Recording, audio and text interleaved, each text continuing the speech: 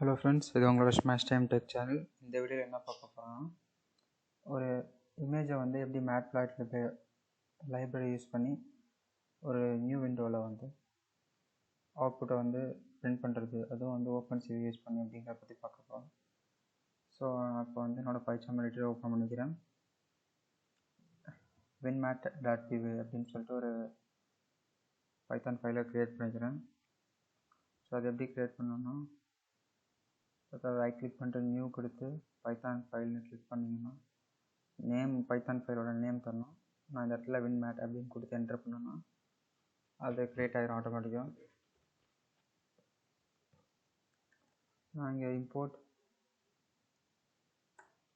cv2 உங்கள் model import பண்ணுறேன்.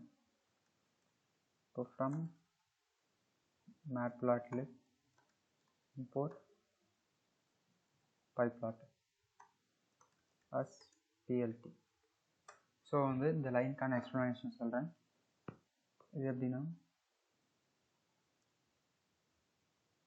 இந்த இடத்துல லிப்னா லைப்ரரிஸ் அர்த்தம். லைப்ரரிஸில் வந்து matplotlib வந்து இருக்குது. matplotlib பார்த்திங்கன்னா ஒரு ஃபோல்டராக இருக்குது. அந்த ஃபோல்டருக்குள்ளார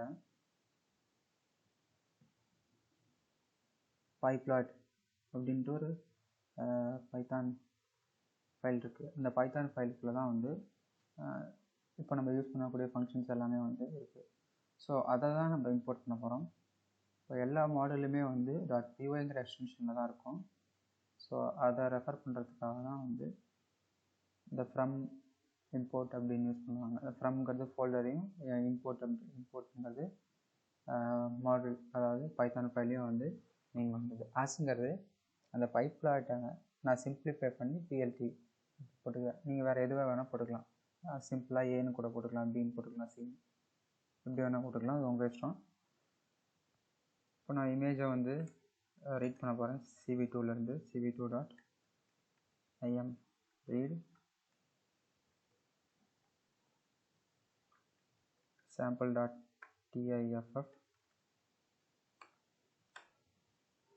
ஸோ இப்போ வந்து plt.im show இமேஜை வந்து ஷோ பண்ணுறோம்.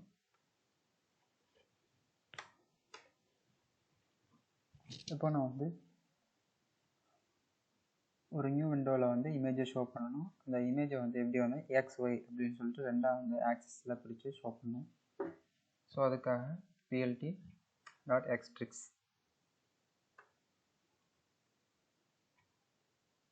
ஓகே,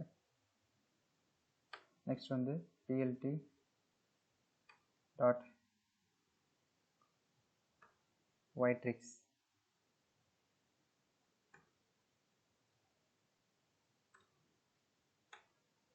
நெக்ஸ்ட்டு பார்த்தீங்கன்னா plt.show, அதாவது இந்த பிளாட்டை வந்து ஷோ பண்ணுறது.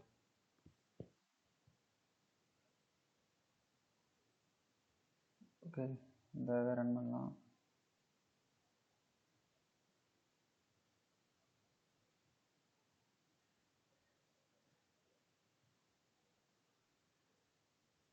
Okay,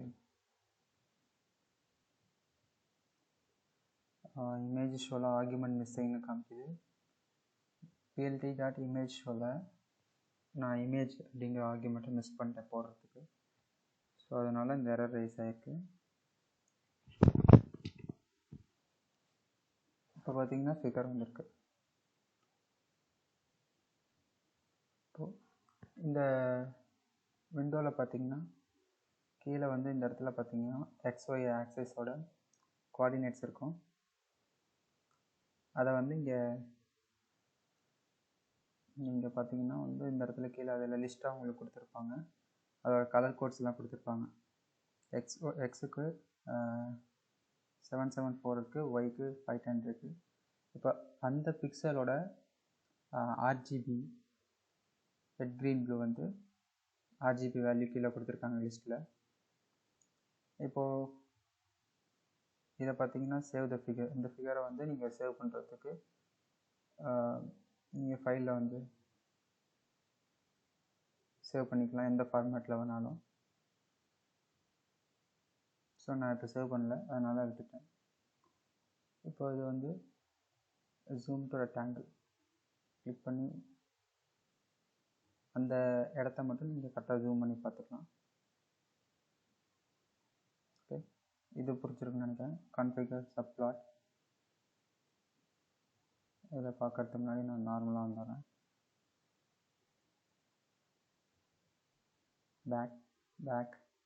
back. Okay, configure subplot. இப்போ நான் அதை லெஃப்ட் சைடு மூவ் பண்ணேன்னா இப்போ அந்த இமேஜ் லெஃப்ட் சைடில் மூவ் ஆகும். இதே நான் பாட்டமில் மூவ் பண்ணேன்னா இந்த இமேஜ் பாட்டமில் மூவ் ஆகும்.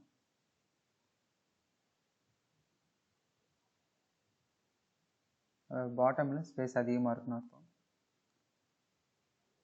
இதே ரைட் சைடில் மூவ் பண்ணால் ரைட் சைடில் ஸ்பேஸ் அதிகமாக இருக்கும், லெஃப்ட் சைடில் இமேஜ் மூவ் ஆகும். இதே நான் டாப்பில் இன்க்ரீஸ் பண்ணேன்னா